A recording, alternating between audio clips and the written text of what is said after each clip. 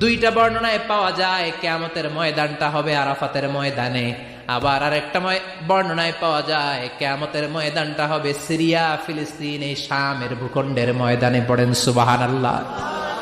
সাইয়েদনা ঈসা আলাইহিস সালাম দাজ্জালকে হত্যা করার জন্য বাংলাদেশে নামবে না, দাজ্জালকে হত্যা করার জন্য সৌদি আরবেও নামবে না, মিশরেও নামবে না, ইরাকেও নামবে না, লেবাননেও নামবে না, আলজেরিয়াতেও নামবে না, তিউনিসিয়াতেও নামবে না, মরক্কোতেও নামবে না।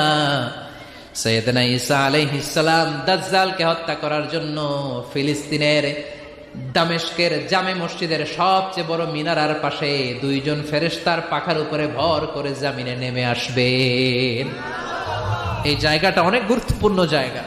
আল্লাহ বলেছেন বারাকনা হাওলা, এই পুরো এলাকাটাকে আমি বরকত দিয়ে ছেয়ে দিয়েছি। পড়েন আল্লাহু আকবার।